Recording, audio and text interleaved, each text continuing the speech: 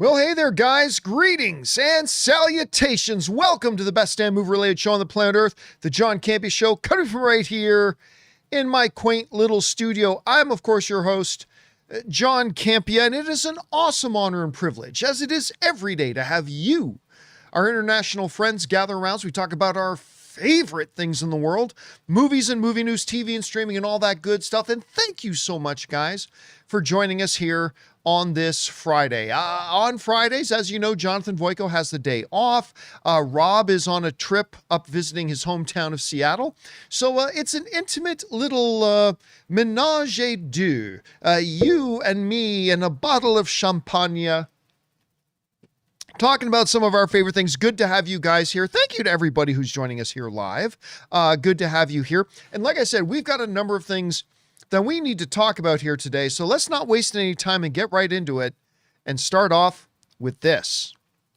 Now, you guys know that I am a massive, massive Star Wars fan, right? You guys know that it's my lifelong thing. My earliest childhood memories, my mom showing me the original Star Wars film. That's as early of a memory as I have.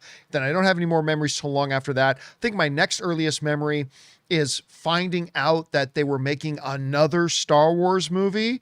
And of course, they were making Return of the Jedi. Well, anyway, we got Mandalorian and Grogu coming out. And you guys know I've had my doubts about Mandalorian and Grogu, right? Like, making your first theatrical film in 7 years being Star Wars, that's just a continuation of a TV show that did not end well. Like season 3, like I love season 1 and 2. I think I like season 2 a lot more than most people do, but season 3 was not good. It had its moments. It had a few good things about it, but overall, it was not great. And the fact that you're making that the whole idea of, you know, your first theatrical film in a long time, I've just had my doubts about how good it could be. Although my doubts about how good it can be are offset by the fact that the great Jon Favreau is directing it, right? Like, and I said, as long as Jon Favreau is directing it, I'll hold out hope for it because I love Jon Favreau. But the main thing I've had my doubts about was how big could it be at the box office? Because if somebody who hasn't watched the show, and not everybody has watched Mandalorian and Grogu, are they going to go out to the movies to go watch it? Or are they going to think, no, I'll just be lost if I go see it? Not to mention, I think there are a lot of people who do watch Mandalorian and Grogu and were turned off by the third season and may not come back for this. Not to mention, the marketing hasn't been great for Mandalorian and Grogu yet. Has not been great. Now, I got turned around a little bit at CinemaCon last week, when they showed us not only the new trailer, which I thought was pretty good, but they showed us the first 17 minutes of Mandalorian and Grogu. And I'm going to tell you, the first 17 minutes were pretty damn good. It was actually really damn good. It was the one thing that has given me the most hope. So how will it do? How will it do? Well, according to stories out there, there are conflicting reports about how big they're expecting Mandalorian and Grogu to be on its opening weekend. Now, right now, there are two main box office predictors that are predicting two different, although not super wildly different, opening weekend numbers. So you have Box Office Theory that is projecting Mandalorian and Grogu could open up to around anywhere between $71 and $85 million opening weekend. Now, for most movies and most directors, they would kill to have a movie that opens at $70 to $85 million. Absolutely kill. Now, that is different, though, from Box Office Pro, which is projecting anywhere between $90 to $100 million opening. So you've got one forecaster saying anywhere from like 75 to 85 or 71 to 85 million. And then you've got another forecaster that's saying anywhere between 90 to $100 million. And again, let me emphasize this. Almost every director in the history of Hollywood, 99% of directors in the history of Hollywood have never had a film open between 80 and $100 million. Like, I don't want us to lose fact of the sight that that's a big opening. It's just not a massive opening when you consider that it's a Star Wars movie. Because as we look at the numbers, it is, depending on which one you're looking at, this Star Wars movie, this Mandalorian and Grogu, could end up being the lowest opening weekend out of all of the Disney era Star Wars films. The lowest opening weekend for all the Disney era Star Wars films. Because, as we see, Star Wars, Episode 7, The Force Awakens, a movie I love, by the way. I'll debate anybody about that any day of the week. I love that movie. I remember me and John Schnepp went to go see it a whole ton of times. We would go on our lunch breaks to go watch it. Anyway, that movie opened to almost $250 million. Star Wars Episode 8, The Last Jedi, opened to $220.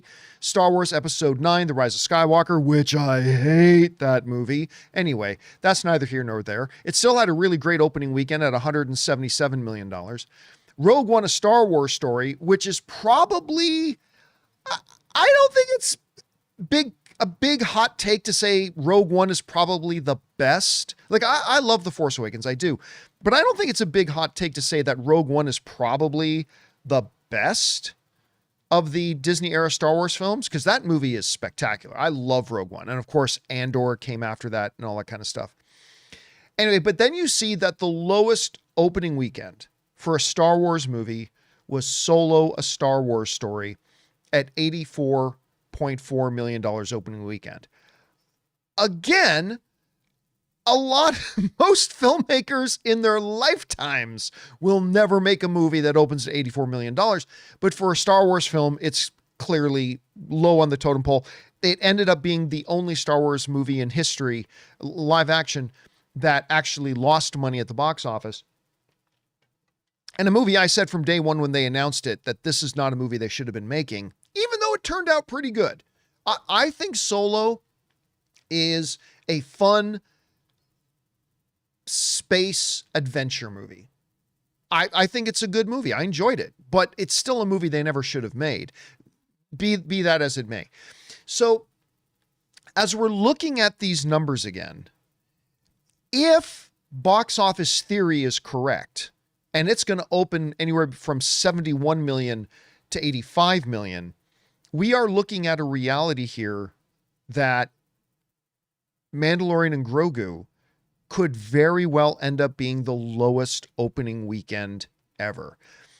But even if we go with Box Office Pro's number, which is calling for anywhere between 90 and 100, which is better, it still only barely puts it over Solo, a Star Wars movie, and far under Rogue One, A Star Wars Story.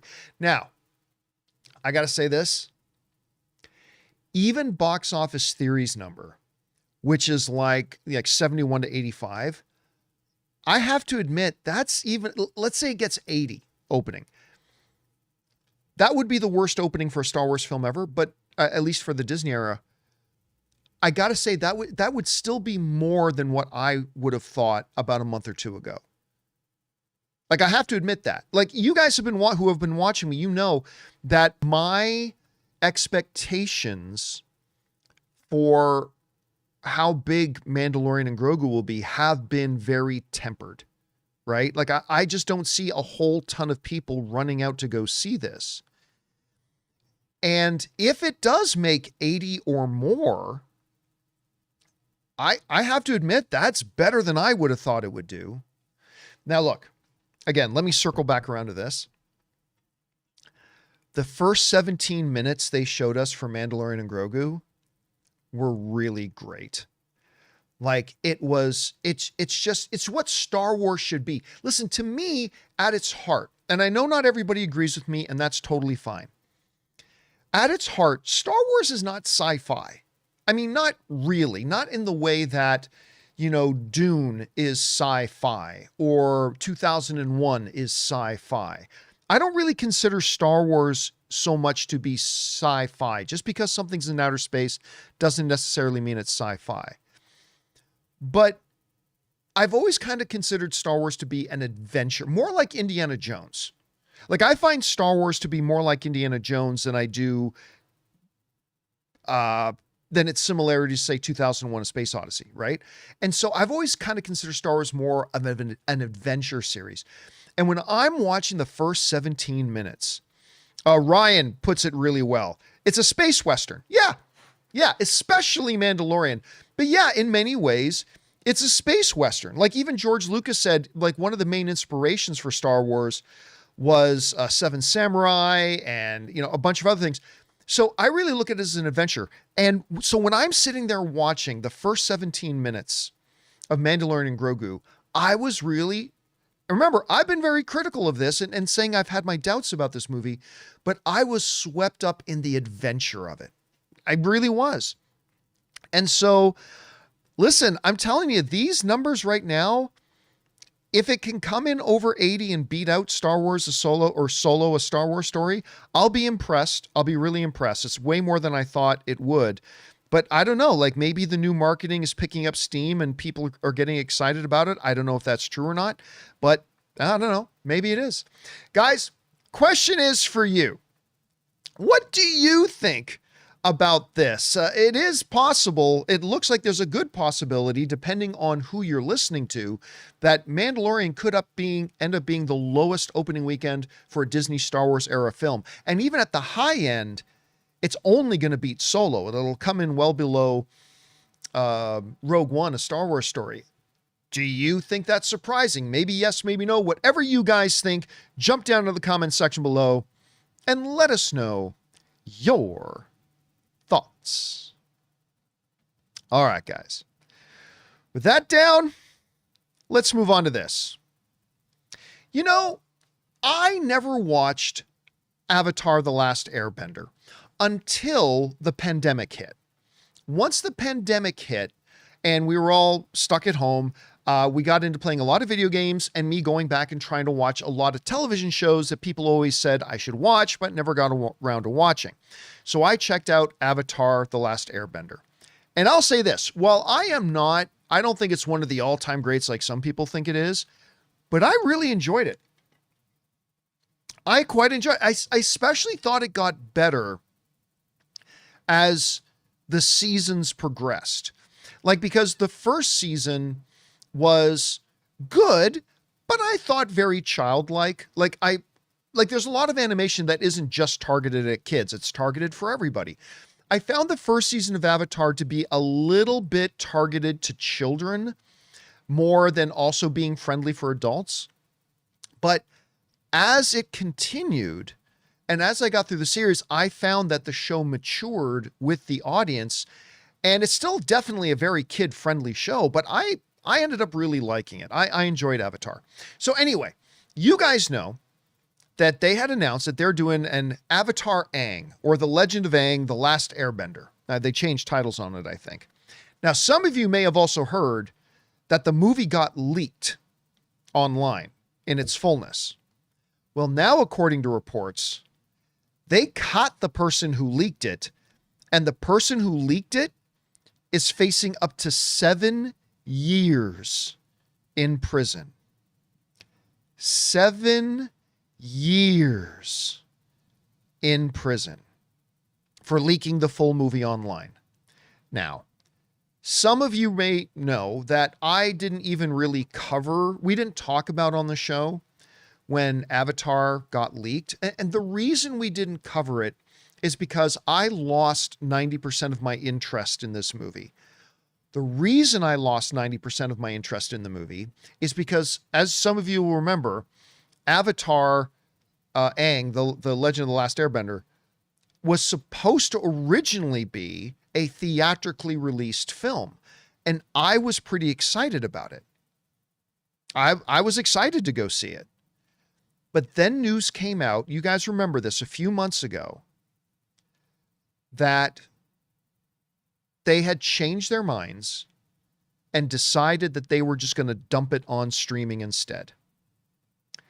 Once they made the decision to dump Avatar Aang onto streaming, that to me was them saying, we don't believe in this movie. That was what they were saying. They were saying the big loud message to the world was, hey, everybody, we don't think this movie's any good.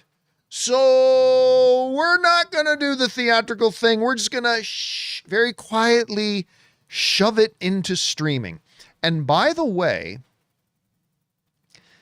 since that time, I have heard some chatter, like from some pretty legitimate places.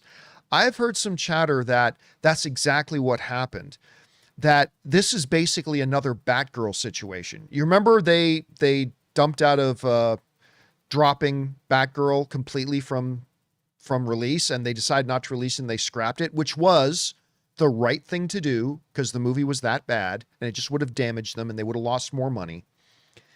But what I've been hearing is that this movie, this Avatar Aang movie, has basically worked out to be the same thing. Like from what I understand, the movie was terrible. Now, I haven't seen it, so I am not telling you myself that I thought it was that bad.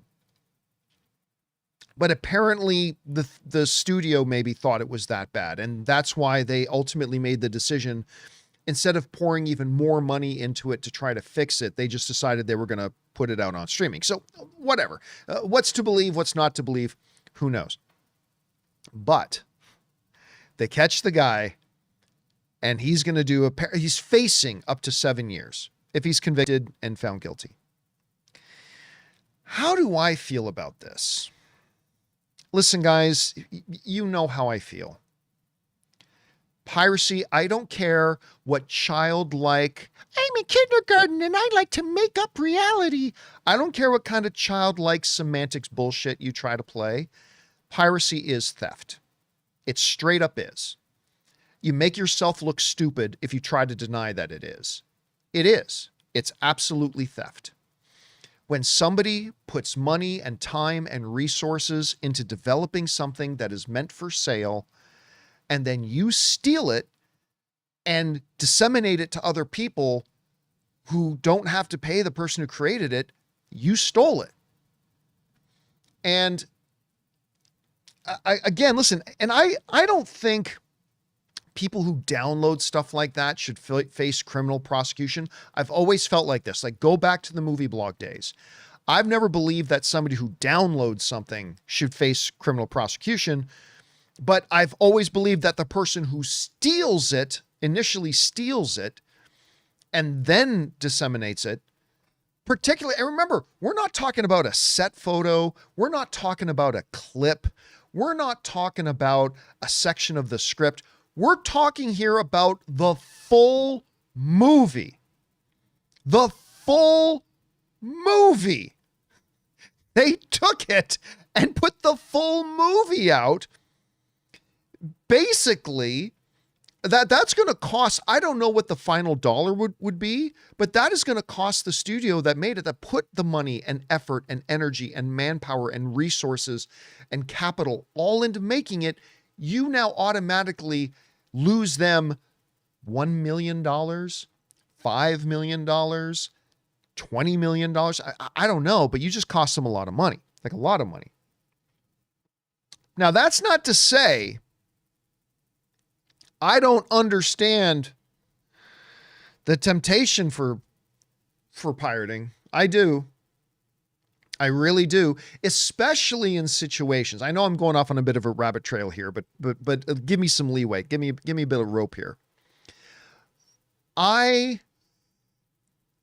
get, especially in a situation where it's like you have a movie or a show that is out, but there are territories and people who legitimately want to watch it, are willing to pay for it.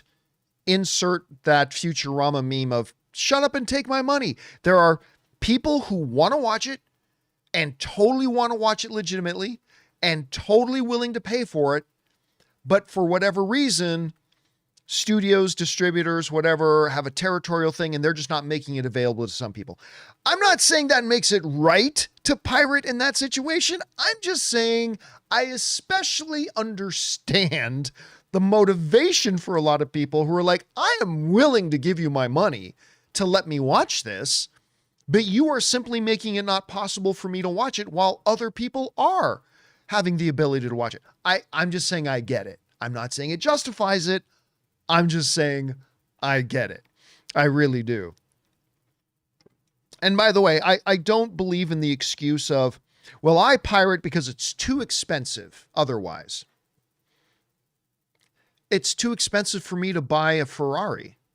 Does that then make it okay for me to go and steal a Ferrari? Well, Your Honor, you see, I couldn't afford the Ferrari. It was too expensive. Oh, well, then that's okay. Right? I get it. Anyway, there's a whole long discussion we could have here all day, and I could debate it with myself too. I go back and forth on this about piracy, but it does seem kind of harsh, right? That this guy that they got is going to face up to 7 years in prison. And not just 7 years, but 7 years and maybe like $500,000 fine. Oh, I'm sorry, not $500,000, $50,000 fine. Which probably only is like 1% of what he probably costs the studio. And listen, again, I want to make sure I'm making a distinction. I don't believe people who see something is available and download it. I don't believe, I think that's wrong, but I don't think those people should face criminal prosecution. That's ridiculous. Like, you don't criminally prosecute somebody walking along, seeing a $100 bill on the sidewalk and reaching down and picking it up. Who you do prosecute is the person who stole that from the convenience store and dropped it for somebody else to pick up. That's who you charge. So I don't have a lot of sympathy for this guy. Now, I don't know all the details, but if this guy went in and figured out a way to steal the full film from the studio and then put it out for people to take so the studio loses millions of dollars, while I agree 7 years in prison sounds harsh, it's difficult for me to feel any sympathy for the guy. I'm just being honest with you. I'm just being honest. It feels, because, you know, and I get it, like experimental films are saying 7 years is too harsh. Is it? Is it too harsh? Like, if you literally cost somebody $5 million or $7 million or $10 million, is 7 years too harsh? I'm not ready to give my opinion on that because I have to mull on it a bit, but I don't know that it's obviously too harsh because he literally stole property that cost people, I don't know, $70 million to make. He literally stole something that cost somebody $70 million to make and threw it out to the world. Is 7 years too harsh? Maybe, maybe not. Then there's some people are saying not harsh enough. I don't know. It's difficult. It's difficult, but I just saw that number, man, and I'm like, holy crap. So it's going to make, listen, here's the other thing. I'm not big on the whole idea of making an example out of somebody, but I mean, at some point, don't you need to do that a little bit? Because let's say this, and I'm debating this in real time here with myself, but let's say this. Let's say they catch the guy, and they did, and he gets 6 months in prison. Is that going to deter anybody from stealing a full movie from another studio and putting it out into the world? Or is 7 years going to be enough to make the next guy go, maybe I shouldn't break into that server and steal the movie and put it out into the world because it could ruin my life? I mean, I don't know. I'm open to hearing arguments. I'm open to hearing other points of view on it. I just don't know. Anyway, guys, question is for you. What do you think about this? Avatar Aang getting leaked. the full movie being stolen and put online. They caught the guy, and he could be facing up to 7 years in prison. Maybe they won't be that harsh. Maybe they'll be more harsh. Who knows? Whatever you guys think, jump down to the comments section below and let us know your thoughts. All right, guys. With that down, we haven't done this in a few weeks. We're going to play ourselves a little game of overreaction. The way overreaction works is really simple. We asked you guys on the YouTube channel a little bit earlier this morning if you guys have any hot takes and to send some in. You guys sent in a bunch of hot takes. I've gathered up a couple. I've got them right here. And I'm going to tell you whether your hot take is an overreaction or not an overreaction. All right, let's get on to the first one here, shall we? And our first hot take gets sent into us by the Antagonistic Anonymous, who writes, after Daredevil Born Again Season 2, Matt Murdock and Wilson Fisk have cemented themselves as having on the best live action comic book rivalries of all time. You probably mean one of the best comic book rivalries of all time. Listen, I've really enjoyed Daredevil Born Again. I liked season 1. I really did. Now, what I said about season 1 was that I thought it was really quite good, worthy of the Daredevil name, but not quite up to the standard of the Netflix Daredevil. Season 2 has changed my mind. Like, I still feel that about season 1, but I think season 2 is not just better than season 1. I think season 2 is on the level of the Daredevil that we had on Netflix. I really do. I think season 2 is on that level. I really enjoy it. Now, does that make Wilson and Matt one of the best on-screen rivalries between antagonists and protagonists? I don't think that's an overreaction. I really don't. I mean, listen, one of the realities is that in a lot of comic book material, whether it's on a television show or in a movies, the villains normally don't stick around that long, right? Even if you go back to like CW's Arrow, yeah, you had Deathstroke, but Deathstroke came and went. That was a really good, by the way, that was, I think, peak Arrow was in, you had, when you had Deathstroke on there. I thought that was some of the best Arrow that we'd ever had. But a lot of the other ones are very, very short-lived. We've now had 5 seasons. Well, we're getting close to 5 full seasons of Kingpin and Daredevil, and I'm not getting tired of it. It just keeps building for me, and I love it. Now, would I put it on the same level as like Batman and Joker? Probably not. But if you're saying one of the best ones, I don't think that's an overreaction at all. I think the way they've done Matt and Kingpin has been great. All right. Let's get on to the next hot take, shall we?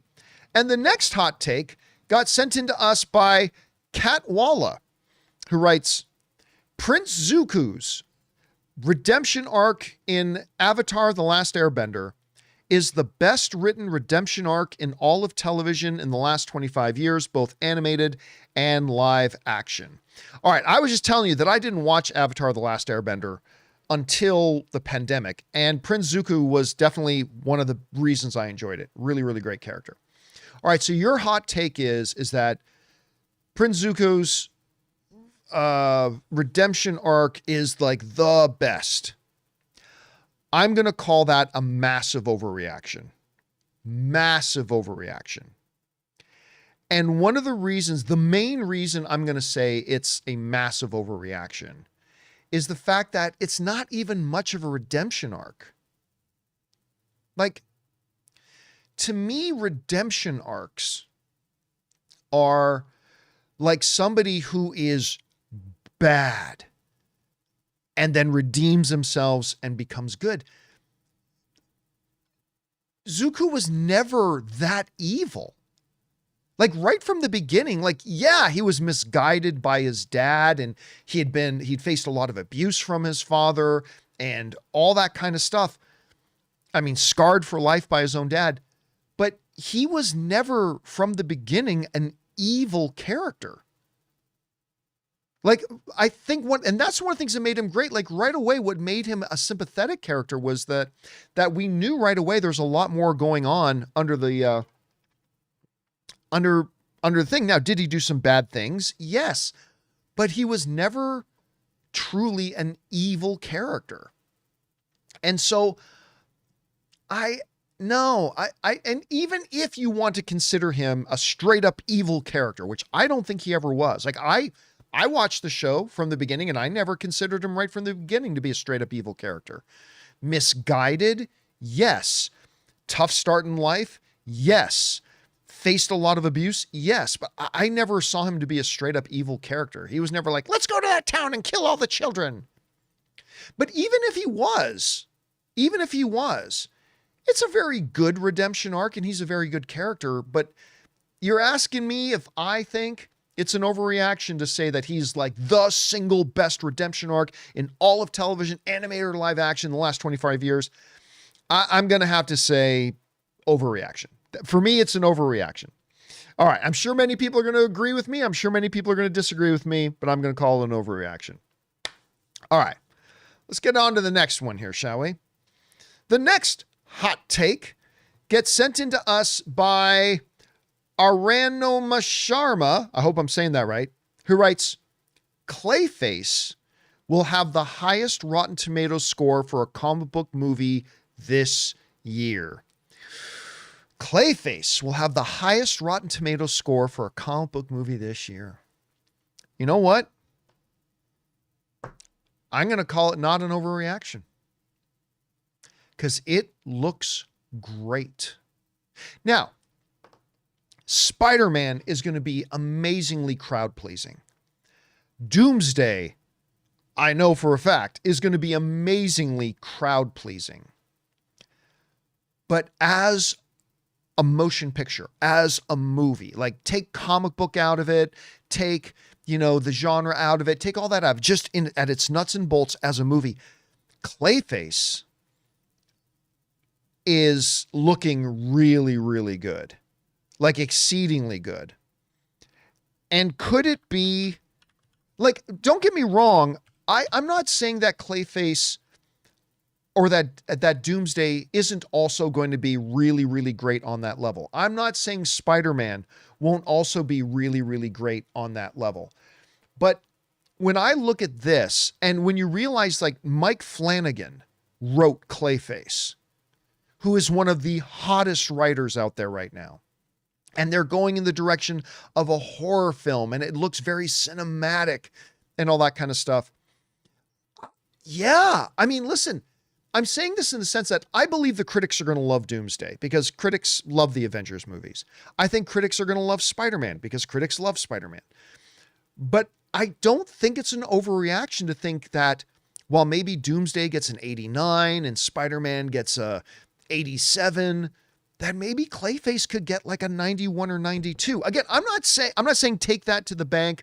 I'm not saying it's definitely going to, but I'm not going to call it an overreaction either. So I'm going to say your prediction that Clayface will end up being the top critically rated comic book movie of the year. I don't think that's an overreaction to think that. So I'm going to say not an overreaction. All right. Let's get on to the next one here. The next one comes to us from Mayhem Master, who writes, also with Clayface, Clayface becomes the first film in the DCU to make $1 billion at the box office. All right, we were just talking about how good Clayface looks, and it very well might end up being the highest critically rated film of the year. I think it's got a shot after looking at the trailer.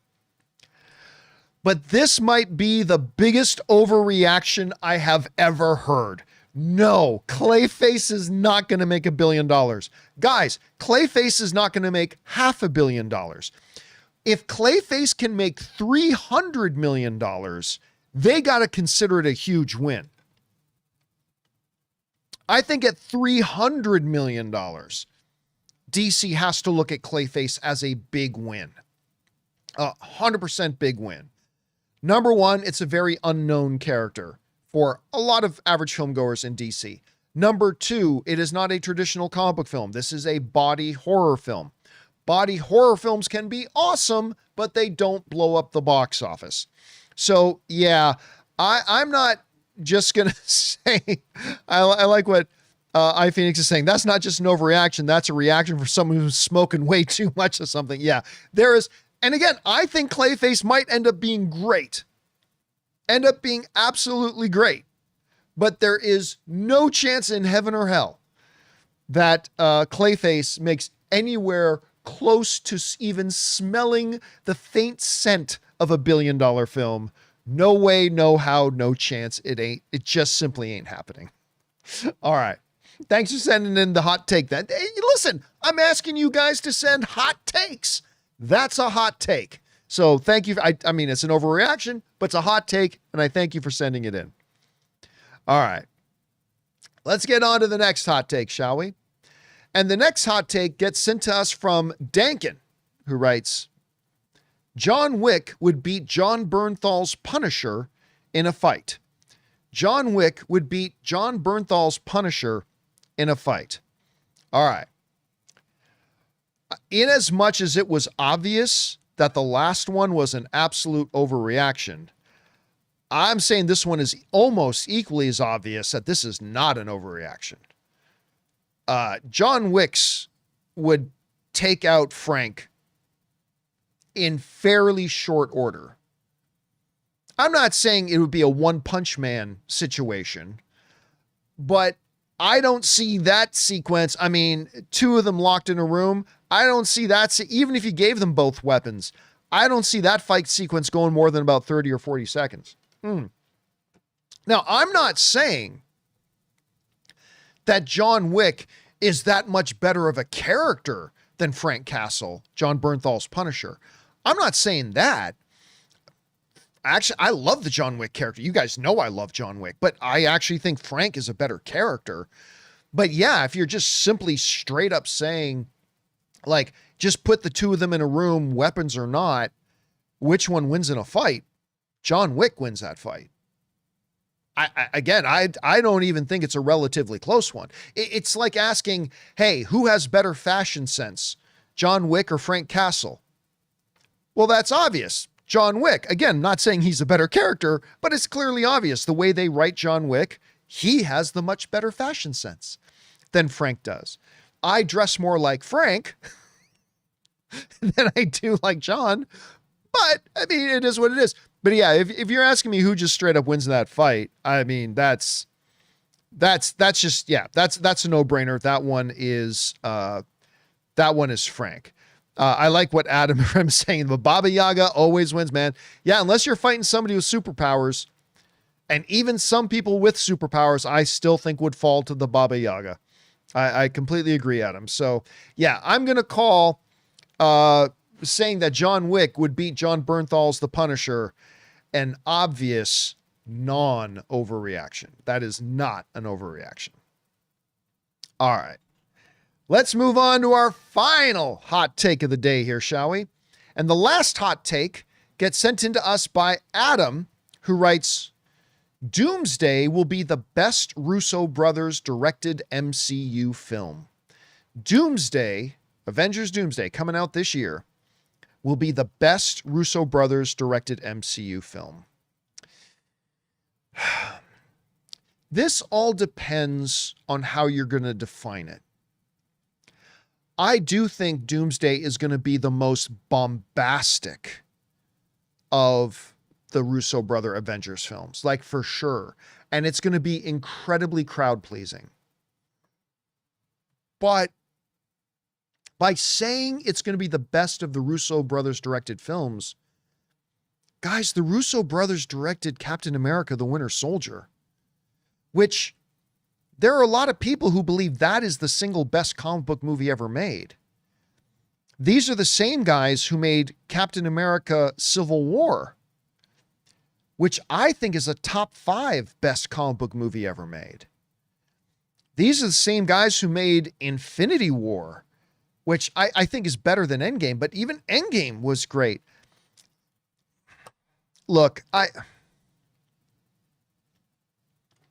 is it possible.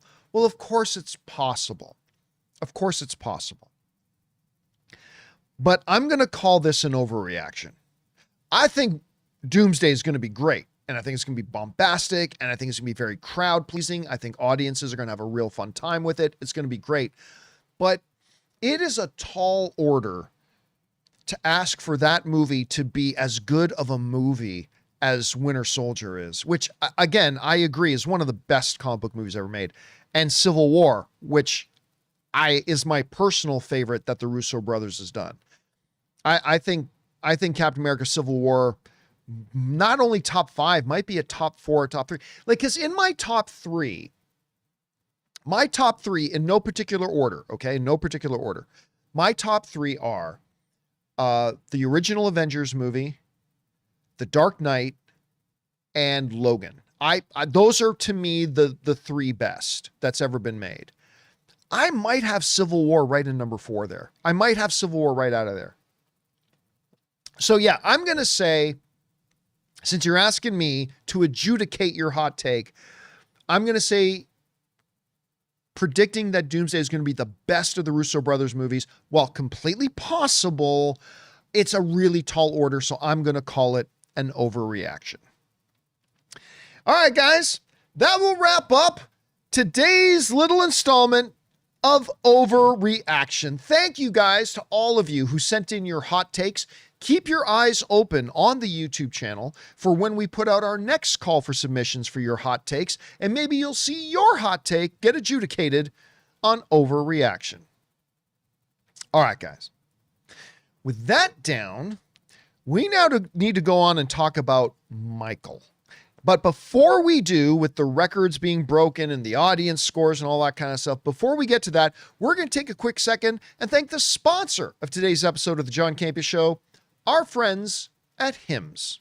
Guys, we want to take a second to thank a sponsor of today's video, Hims. I know a lot of us have weight loss goals, but actually hitting them, that's the hard part. Hims now offers access to an affordable range of FDA-approved GLP-1 medications, including the Wegovy pill at its lowest price ever and the Wegovy pen. And when combined with diet and exercise, Wegovy can help you lose up to 20% or more of your body weight by helping regulate your appetite so you eat less. You connect with a licensed provider who determines if treatment is right for you, and if prescribed, your medication gets delivered straight to your door, no insurance needed. Plus, you get 24/7 access to your care team and in-app support like meal plans, recipes, fitness videos, and more. Ready to reach your goals? Visit hims.com/Campea to get a personalized, affordable plan that gets you. That's HIMS.com/Campea. hims.com/Campea. Based on advertised cash price for a 30-day supply of medication only. Membership required, fee not included, and billed separately. Weight loss by Hims is not available in all 50 states. Wegovy is the registered trademark of Novo Nordisk AS. To get started and learn more, including important safety information, Wegovy clinical study information and restrictions, visit hims.com. And thank you to our friends at Hims for sponsoring today's episode of the John Campea Show. All right, guys, with that down, let's move on and talk about this. Now, of course, the movie Michael has opened up this weekend. I went to go see a screening of it on the little one-day advanced fan screening on Wednesday. Then it opened nationwide last night, of course, in theaters again today. And my impressions of it myself was overall thumbs up. I enjoyed it. Now, I'm a Michael Jackson fan. I really like his music. I love Antoine Fuqua as a director. And as what I said about it in my review was that as a project that celebrates the music of Michael Jackson, it totally works. And I enjoyed it. That being said, I also really understand a lot of the criticism about the movie because as a movie, it's a bit on the weaker side. It's a little bit on the weaker side as a movie, and I'll talk about that a little bit more later. But listen, I have been predicting, you guys know this who've been watching my show, I've been predicting for over a year that this movie is going to be massive. And as of right now, how massive, who knows? It'll depend on how good the movie is, but after just one day, Michael has set the all-time opening day preview record for any musical biopic by a large margin. And it scored an A- cinema score from audiences. It made $12.6 million in just its preview nights. Again, by far the largest ever for a music biopic. And scored a really impressive A- cinema score. Now, how does that compare to other musical biopics we've had? Well, it's impressive. Take a look at this. The biggest preview night box office ever in history for a musical biopic was Straight Outta Compton. That made $5 million on its preview night. It went on to having an opening weekend of $60.2 million. Right below that was Bohemian Rhapsody at $3.9 million for its preview nights, went on to make $51 million for its opening weekend. The film Elvis, which correct me if I'm wrong in the live chat, but I think Elvis got nominated for Best Picture, made $3.5 million in fourth place, opening up to $31 million. And Bob Marley's One Love made $3.2 million, going on to make $27.7 million on its opening weekend. But look at that number, guys. Look at that number. The record was Straight Outta Compton at $5 million. Michael more than doubled it. More than doubled it with $12.6 million. It's right now projected to make somewhere between 90 and 100 million opening weekend. Now, how big it will actually be, I don't know. We'll have to wait and see. But the numbers are going to be big. Whenever a movie comes out and breaks a record, that's notable. Okay, that's notable. But when a movie comes out and breaks a record by more than double of what the previous record was, guys, that's something you got to remember. It's not just notable. That's something you got to remember. And what's really good for Michael is not only has it done really well financially, the audiences seem to like it as well. As we go over and look at the list of the best audience scores from CinemaScore. Now, for audience scores, the Rotten Tomatoes audience score is good to look at. It is. It's good because it's verified people who've seen the movie. But CinemaScore is actually the most accurate because CinemaScore doesn't just do an online survey. CinemaScore actually physically talk to people and survey people as they're coming out of the theaters. So CinemaScore is the most accurate, and Michael got a really good score. It got an A-. Now, that makes it tied for the fourth best. At A-, that ties it with the audience score that Elvis got and the audience score that Rocketman got. Both really good movies. But it does put it just a little bit behind Bob Marley One Love, which got an A, Straight Outta Compton, which got an A, and what I personally think is probably the best musical biopic ever made, which was Bohemian Rhapsody, which also got a cinema score of A. But for Michael to get a cinema score of A- is fantastic. That's absolutely great.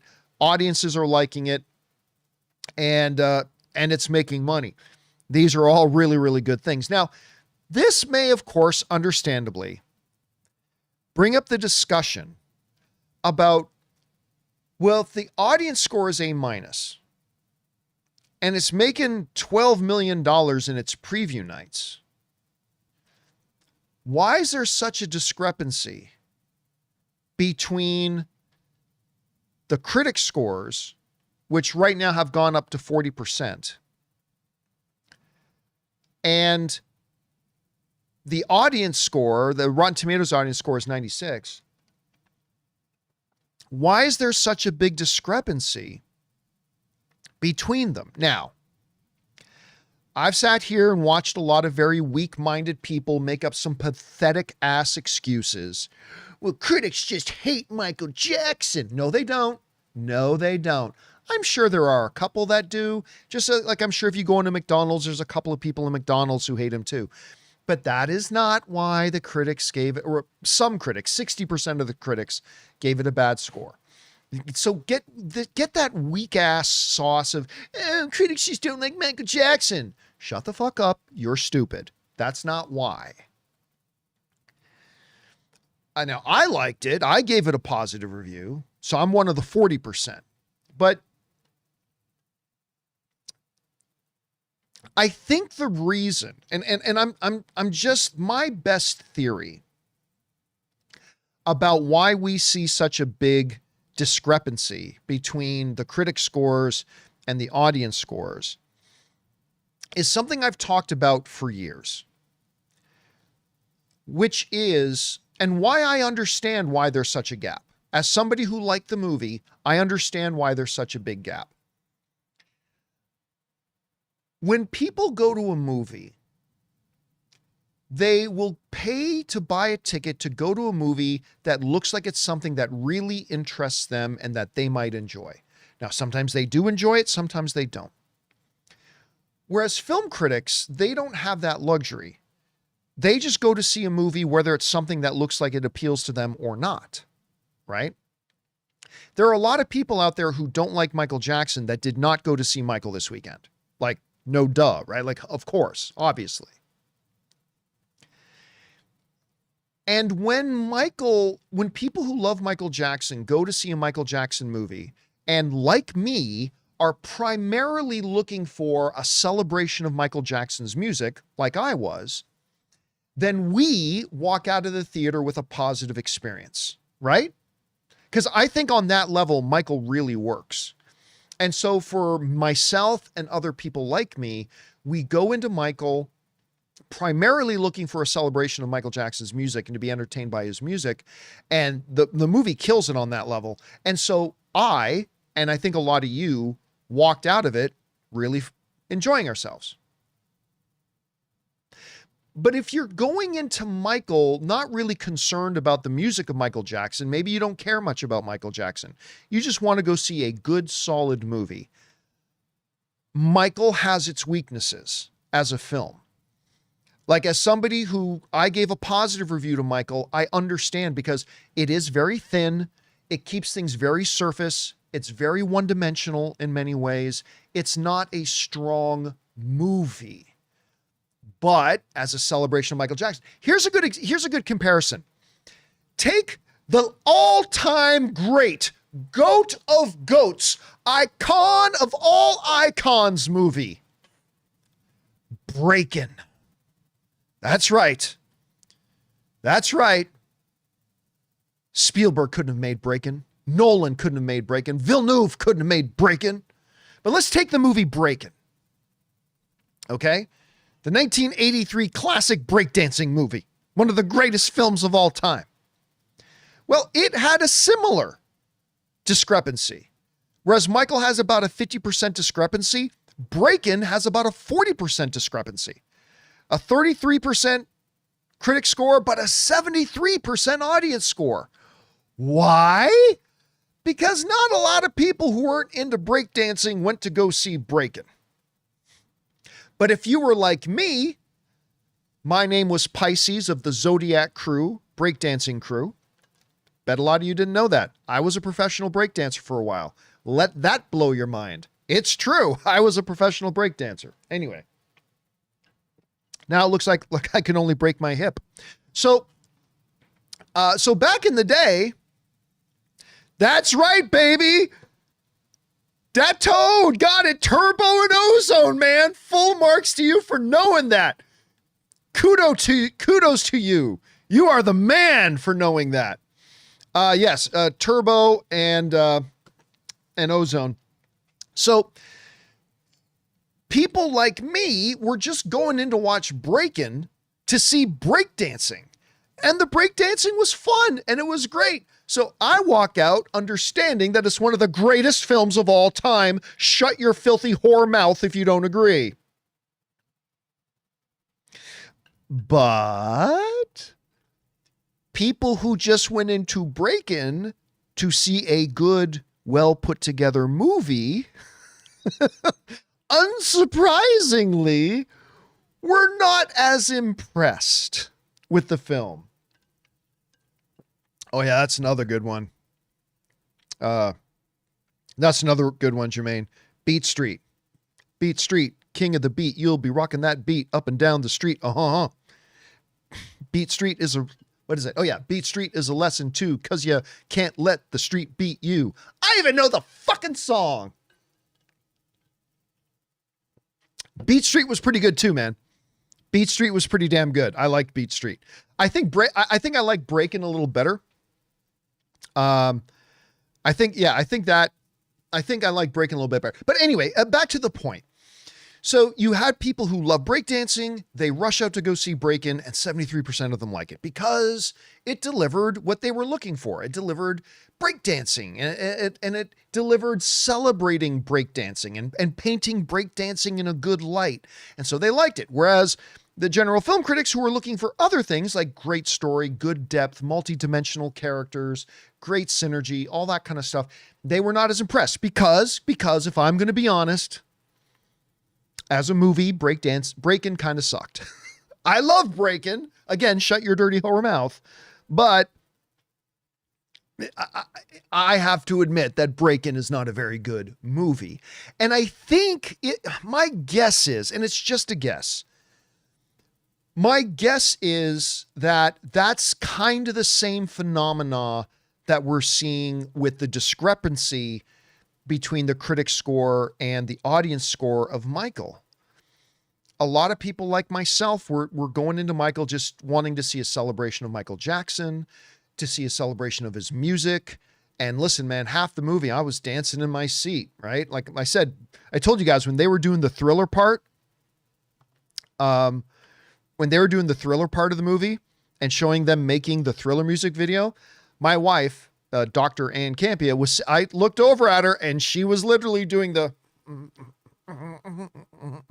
yeah, like she was jamming around. And listen, I'm not going to lie, a good part of the movie, I'm sitting in my seat, you know, although tell me, is it bad? Am I wrong for this?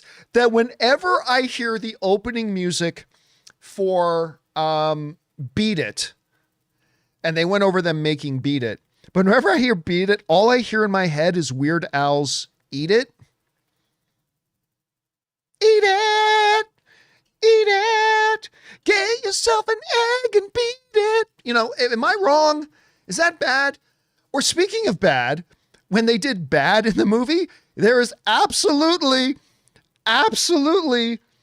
all I could hear was Weird Al Yankovic's Fat. If I have one more pie a la mode, I'm gonna need my own zip code, jam on a whole wheat. Anyway, am I bad? Am I wrong? Is that bad of me to?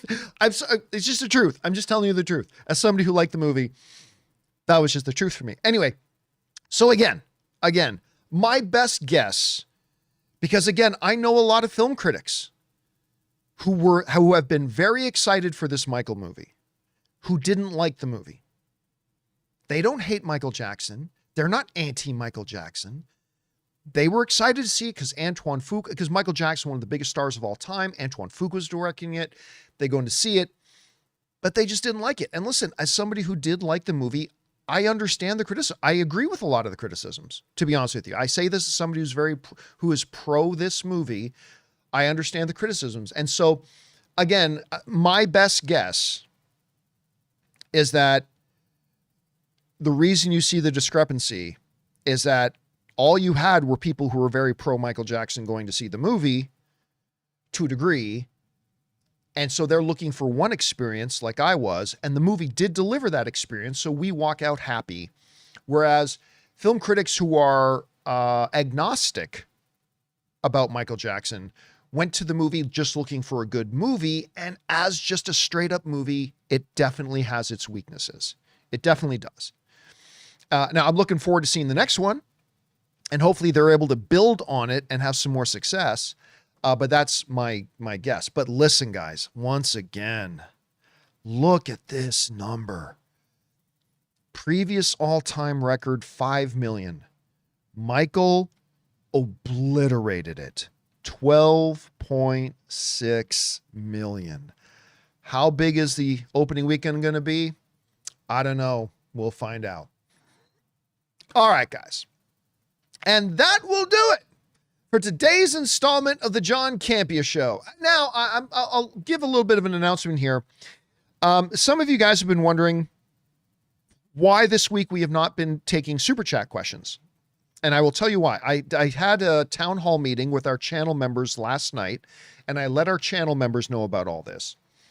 But, well, first of all, number one, there have been a number of years that we've come back from CinemaCon and then not done viewer questions that week because we're just kind of exhausted. But we are no longer going to be doing, I won't go into all the reasons why, but I did explain it all in depth to our channel members last night.